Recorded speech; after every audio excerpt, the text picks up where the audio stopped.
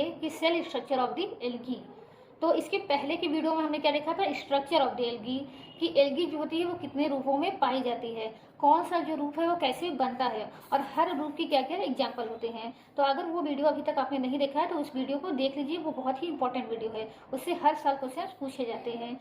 तो आइए इस वीडियो में हम देखते हैं cell structure of the algae, यानी एल्गी में कितने प्रकार की सेल्स पाई जाती हैं, उनके क्या क्या कंपोनेंट्स होते हैं। तो देखिए जो एल्गी होती हैं, एल्गी में दो प्रकार की सेल्स पाई जाती हैं, प्रोकैरियोटिक और यूकैरियोटिक। ज़्यादातर एल्गी जो होती हैं वो कैसी होती हैं, यूकैरियोटिक होती हैं, लेकिन कुछ एल्गी जो होती हैं वो प्रोकैरियोटिक होती हैं। तो पूरी एल्गी को जो है वो 11 क्लासों में बांटा गया है, जिसमें से 10 क्लास में क्या है, यूकैरियोटिक एल्गी को रखा गया है, और एक क्लास में जो है वो प्रोकैरियोटिक एल्गी को रखा गया है। तो प्रोकैरियोटिक और यूकैरियोटिक क्या है आपको पता ही है, ठीक। तो यहाँ उसके बारे में बात नहीं करेंगे। तो प्रोकैरियोटिक में क्या है, केवल एक ही क्लास आता है जिसको हम कहते हैं सियानोफाइसी, सियानोफाइसी, ठीक। और इसमें क्या आते हैं, 10 क्लास आते हैं। तो एक नाम आपने सुना है ब्लू ग्रीन एल्गी।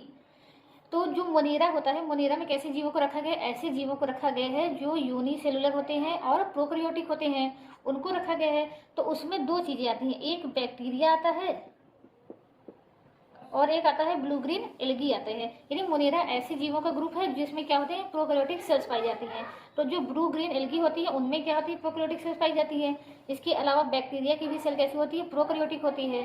तो एक ही जीव को जो है वो दो जगह रखा गया है। ब्लू ग्रीन एल्गी को जो है वो मोनेरा में भी रखा गया है, और ब्लू ग्रीन एल्गी को जो है वो साइनोफाइसी में भी रखा गया है, यानी एल्गी के साथ रखा गया है। तो ऐसा क्यों किया गया है, तो देखिए मोनेरा में इसलिए रखा गया है क्योंकि इनकी सेल क्या होती है, प्रोकैरियोटिक होती हैं।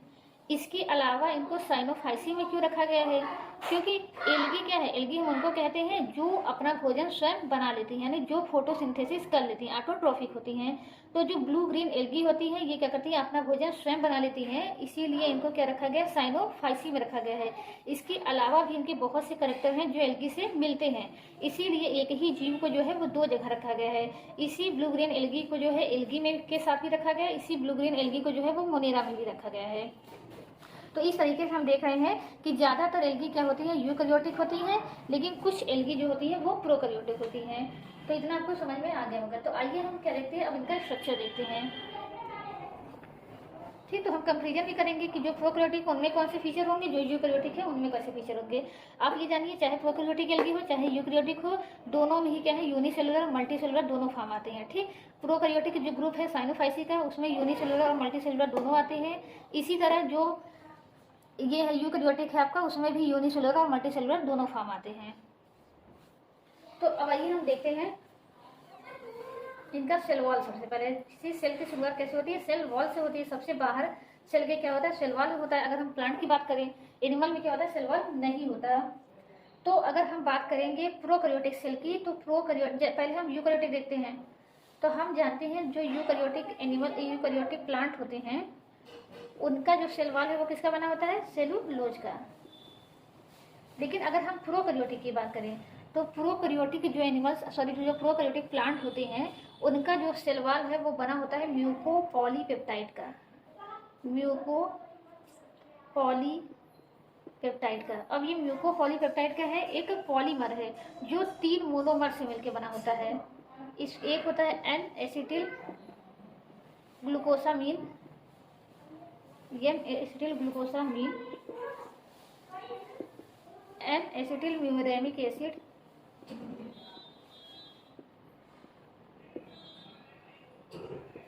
N amino acid.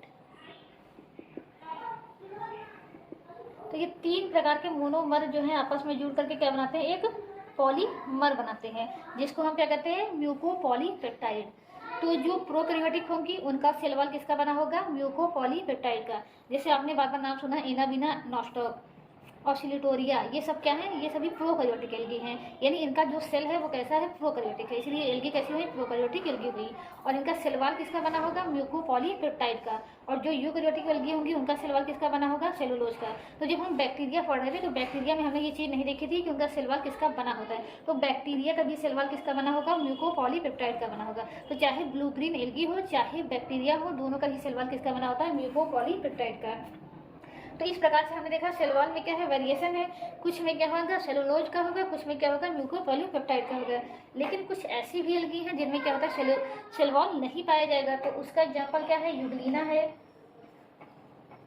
एक आपको याद रखना है, और आपको एक याद रखना जिम्नोडियम, ये इंपॉर्टेंट है। इनमें क्या होता है सेल वॉल नहीं पाया जाता।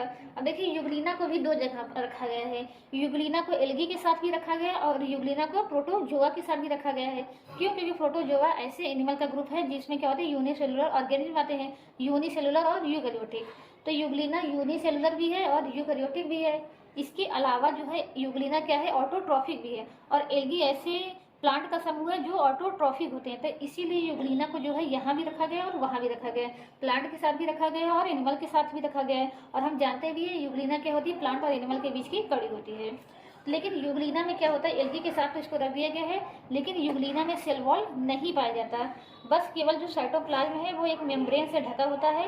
इस आउटर मेम्ब्रेन को हम क्या कहते हैं, पेलिकल कहते हैं।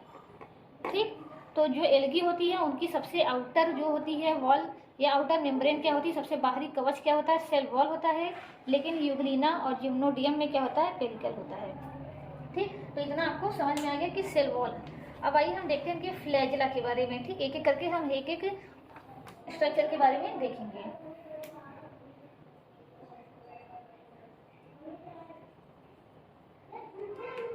ठीक, तो फ्लैजिला जो होता है वो क्या होता है, आपको पता है फ्लैजिला क्या है, एक मोटाइल सेल मोटाइल ऑर्गन होता है जिसके द्वारा क्या होती है कोई जो यूनिसेलुलर सेल्स होती हैं वो मूव करती हैं। तो जो फ्लैजिला होती है वो तीन पार्ट होते हैं उसमें। एक होता है बेसल बॉडी, एक होता है फिलामेंट, बेसल बॉडी, हुक और फिलामेंट। ठीक, अगर प्रोकैरियोटिक सेल है तो जो उसका फ्लैजिला होगा उसमें क्या होगा, बेसल बॉडी होगा, हुक होगा और फिलामेंट होगा। लेकिन अगर सेल कैसी है, यूकैरियोटिक है, तो वहाँ पर क्या होगा, हुक नहीं पाया जाएगा। ठीक, प्रोकैरियोटिक में क्या होता है, तीन पार्ट में बटा होता है, लेकिन यूकैरियोटिक क्या होता है, बस दो भागों में बटा होता है, बेसल बॉडी होती है और फिलामेंट होता है। इसके अलावा क्या अंतर होता है, जो प्रोकैरियोटिक में फ्लैजिला होता है वो फ्लैजिलिन प्रोटीन का बना होता है। किसका, फ्लैजिलिन प्रोटीन का। और जबकि यूकैरियोटिक में क्या होती है, ट्यूबुलिन प्रोटीन की बनी होती है।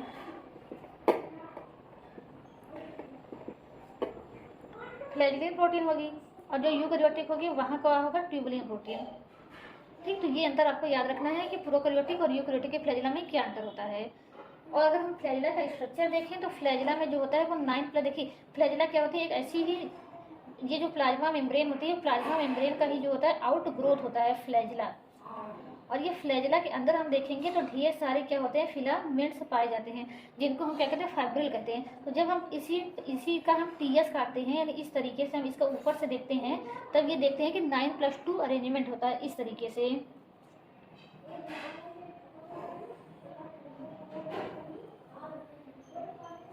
यहाँ पर देखें, यहाँ पर जो ये आउटर मेम्ब्रेन है ये किसका बना होगा, ये इसी प्लाज्मा मेम्ब्रेन का बना होगा। ये आउटर शीथ हो गई इसकी।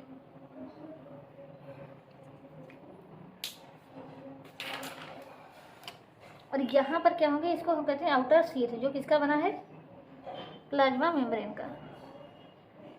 ठीक, ये किसका बना है, प्लाज्मा मेम्ब्रेन का। इसके अलावा यहाँ पर हम देखेंगे, यहाँ पर छोटे छोटे क्या होते हैं, माइक्रोट्यूब्यूल होते हैं और इनकी संख्या कितनी होती है, 9।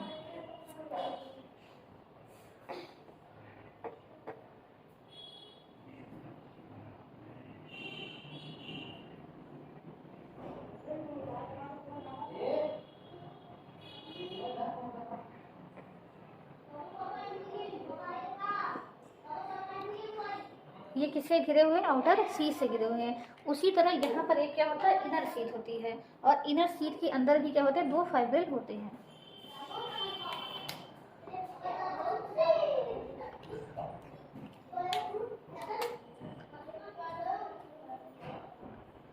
ठीक, तो इसी को कहा जाता है 9+2 अरेंजमेंट। अब देखिए इसका मतलब क्या होता है, ये क्या होगा, पेरिफेरल फाइबर,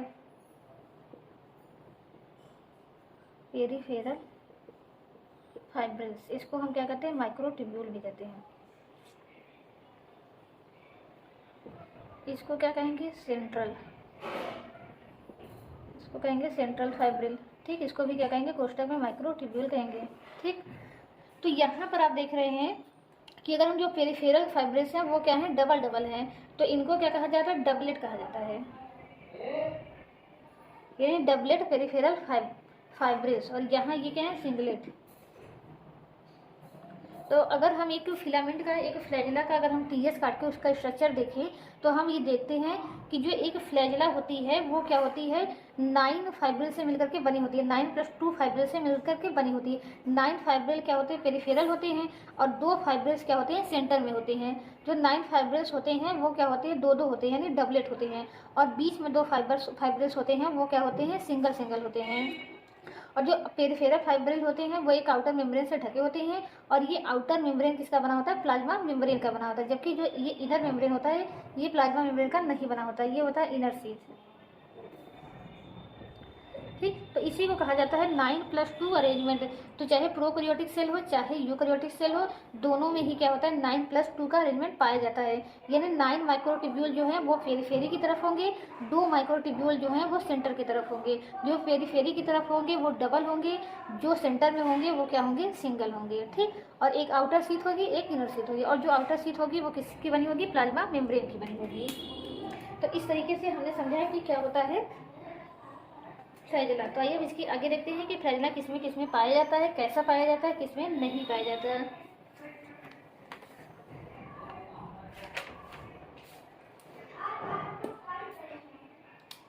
ठीक, तो फ्लैजिला किसमें पाया जाता है, तो आप पहले जानिए कि कुछ जैसे एल्गी होती हैं, हमने कॉमनली उनको क्या कहते हैं, ग्रीन एल्गी।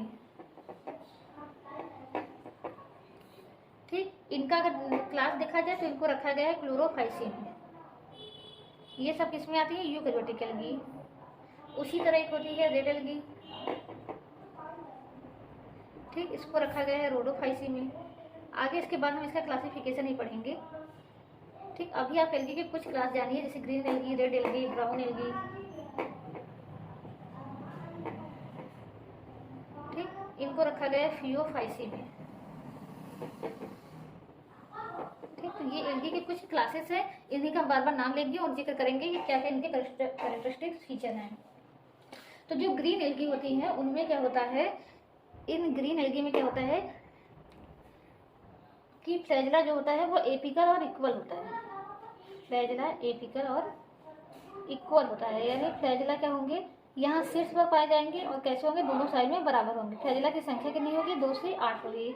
और अगर हम बात करें रोडोफाइसी की, तो रोडोफाइसी में कोई भी फ्लैजिला नहीं पाया जाएगा। अगर हम देखें फियोफाइसी में देखें तो फियोफाइसी या ब्राउन एल्गी में क्या होगा, फ्लैजिला जो होगा वो लेटरल होगा और अनइक्वल होगा। ठीक, संख्या में कितना होगा, 2 होगा। यानी इस तरीके से फ्लैजिला क्या होगा, लेटरली, एक बड़ा होगा और एक छोटा होगा। सियानोफाइसी की बात करें जिसमें ब्लू ग्रीन एल्गी आती है तो उसमें भी फ्लैजिला नहीं पाया जाता है। फ्लैजिला इसमें भी क्या होंगे, एब्सेंट होंगे। ठीक, इसके अलावा एक और क्लास आता है जेंथोफाइसी आता है। तो जेंथोफाइसी में भी कैसे पाए जाते हैं, लेटरल पाया जाता है और अनइक्वल पाया जाता है।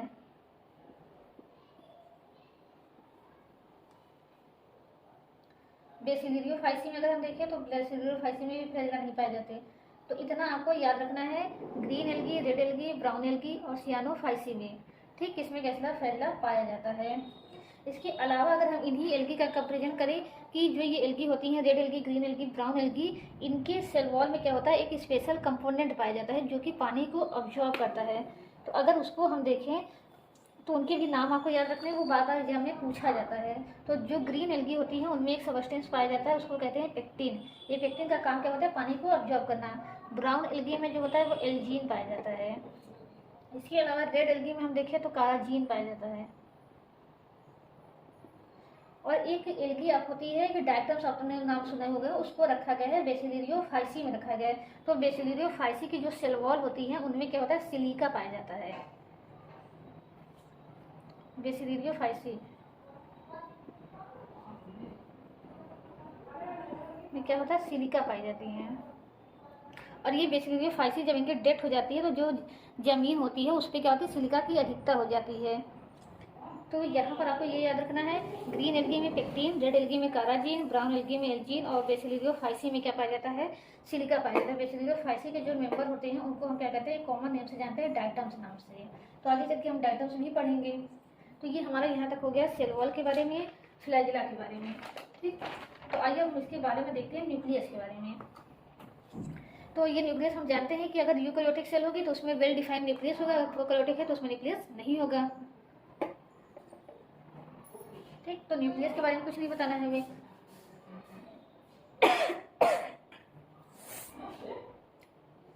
अगर हम सेल ऑर्गेनेल्स की बात करें, ठीक, तो हम सेल ऑर्गेनेल्स जानते हैं कि कौन सा सेल ऑर्गेनेल्स प्रोकैरियोटिक में पाया जाता है, कौन सा यूकैरियोटिक में पाया जाता है। तो जो यूकैरियोटिक में सेल ऑर्गेनेल्स पाए जाते हैं, सभी सेल ऑर्गेनेल्स क्या होते हैं, यहाँ भी पाए जाते हैं। तो ये हम एक इम्पॉर्टेंट चीज देखते हैं, पिगमेंट।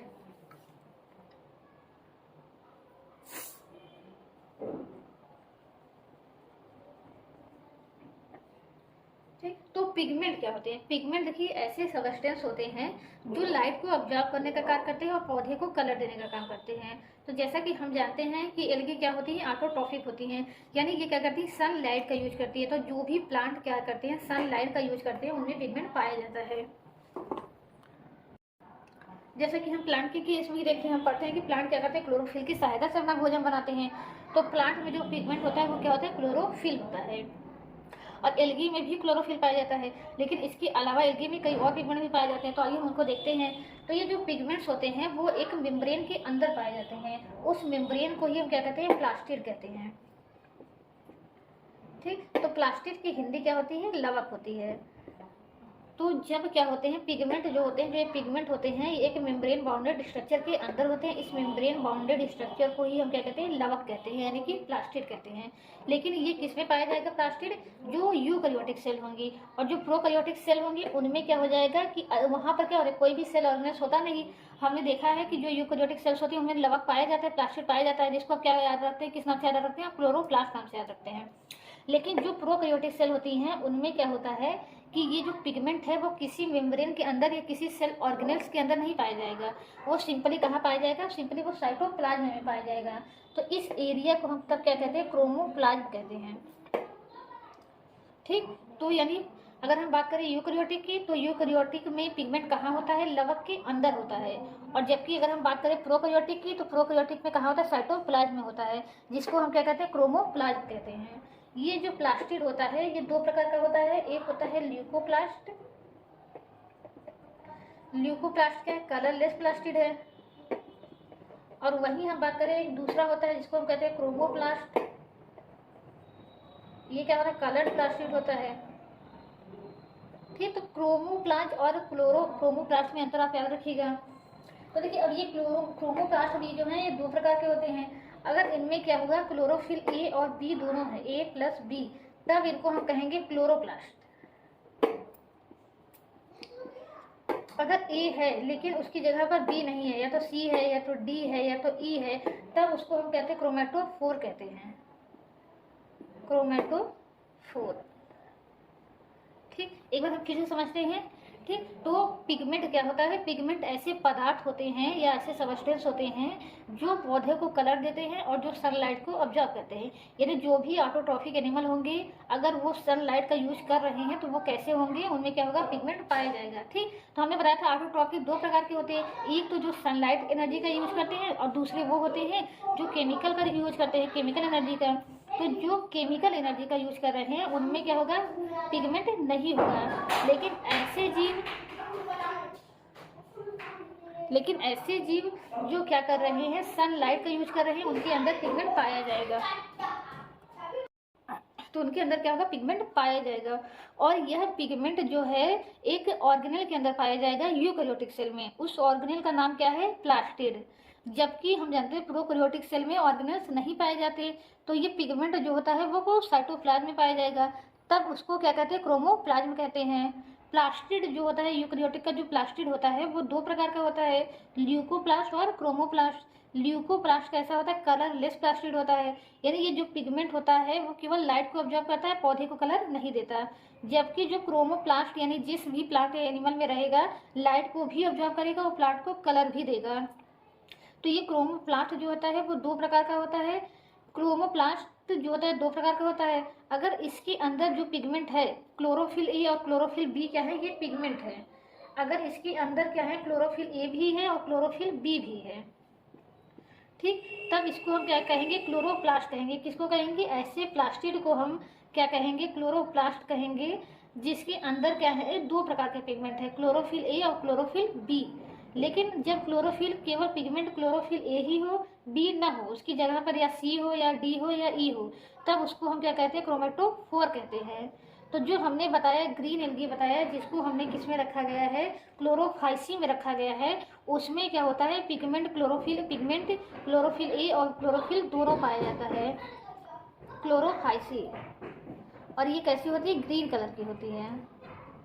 और जितने भी प्लांट होते हैं उन प्लांट में, जो हम हरे प्लांट कहते हैं, जो जिम्नोस्पर्म में पाए जाते हैं, जो एंजियोस्पर्मिक प्लांट होते हैं, यानी जो ट्रू प्लांट होते हैं, वो क्या होते हैं, उनमें क्या होता है, क्लोरोप्लास्ट ही पाया जाता है, वहाँ क्रोमेटोफोर नहीं पाया जाता है। यानी जो उनका प्लास्टिड है उनके अंदर क्लोरोफिल ए और क्लोरोफिल बी पाए जाते हैं। तो आइए हम देखते हैं किसमें किसमें कौन कौन से पिगमेंट पाए जाते हैं।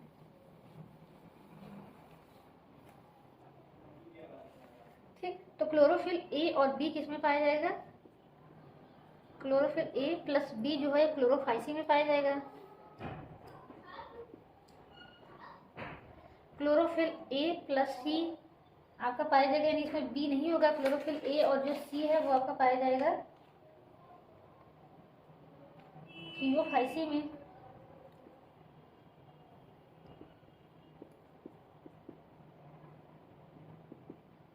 प्लस बेसिलियोफाइसी जिसमें डायटम आता है।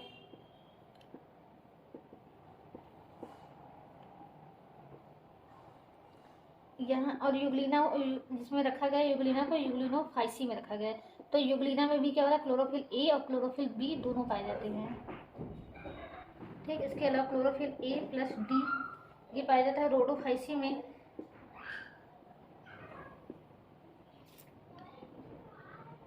ठीक, क्लोरोफिल ए प्लस ई ये पाया जाता है जैंथोफाइसी में।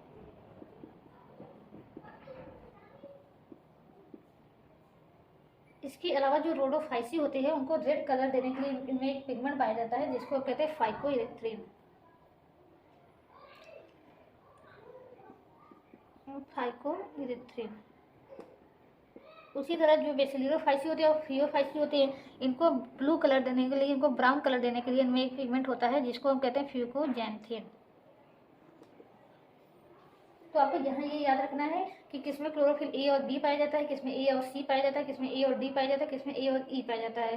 तो ये पिछली बार भी पूछा गया था और इस बार भी पूछा जा सकता है। ये हर बार क्या होता है, मैचिंग करने के लिए आता है।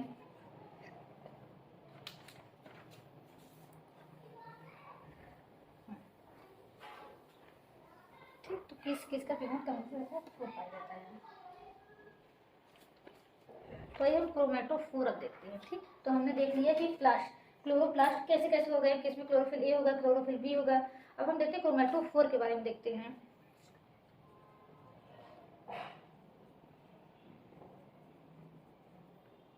ठीक, तो क्रोमेटोफोर क्या होते हैं, क्रोमेटोफोर भी क्या है, एक प्लास्टिड ही है, ऐसे प्लास्टिड जिनमें क्या है, क्लोरोफिल ए तो है लेकिन क्लोरोफिल बी नहीं है। तो ये क्रोमेटोफोर जो होते हैं वो क्या होते हैं, कई शेप के होते हैं। तो इनका शेप जो है आपसे बार बार पूछा जाता है। जैसे कि क्रोमेटोफोर जो होते हैं अलग अलग शेप में पाए जाते हैं। जैसे कुछ क्या होते हैं, कप शेप होते हैं, कुछ डिस्क्वाइड होते हैं, गर्डल शेप होते हैं। तो इनका बार बार आपसे एग्जाम्पल पूछा जाता है।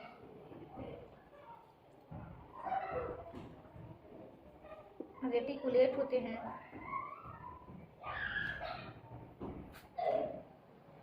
स्पाइरल हो सकते हैं, इसके अलावा ये स्टिमुलेट हो सकते हैं। ठीक, तो इनका हम क्या करते हैं, एग्जाम्पल याद रख लेते हैं। ठीक, तो जैसे आपका कप शेप का क्या है, क्लेमाइडोमोनास, क्लेमाइडोमोनास।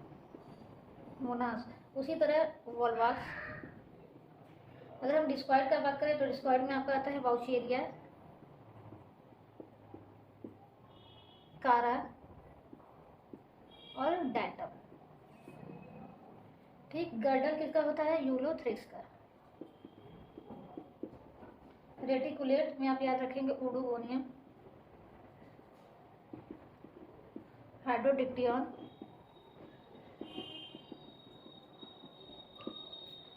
एक है क्लेडोफोरा। तो ये आपको याद रखने हैं। स्पाइरल में आपको याद रखना है स्पायरोगाइरा। ठीक है, तो ये तो आसानी से याद हो जाएगा। स्टीलियड में आपको याद रखना है जिग्निमा। ठीक, तो ये आपको बार बार लिख लिख कर याद कर लेना है। ठीक, तो ये कई चीज़ें आपको याद रखनी है। एक तो क्रोमेटोफोर का शेप याद रखना है, एक किसके सेल वॉल में कौन सा सबस्टेंस पाया जाता है, जो मैंने बताया पेक्टिन, एल्जीन, काराजीन। इसके अलावा आपको ये याद रखना है किसमें कौन सा क्लोरोफिल पाया जाता है, किसमें A+B है, किसमें A+E है, किसमें A+G है, तो ये याद रखना है। तो इसी तरह के किसमें कौन सा फ्लैजिला पाया जा रहा है, किसमें लेटरल और इक्वल है, किसमें इक्वल है, किसमें एब्सेंट है। तो ये सब क्या है, चीज़ें याद रखने वाली हैं जो बार बार मैच करने के लिए पूछी जाती हैं। तो आइए हम एक अब लास्ट चीज़ देख लेते हैं, पायरेनोइड्स क्या होता है और इनमें स्टोर्ड भोजन क्या होते हैं। तो स्टोर्ड भोजन का भी जो सीक्वेंस है आपसे मिलाने के लिए आता है।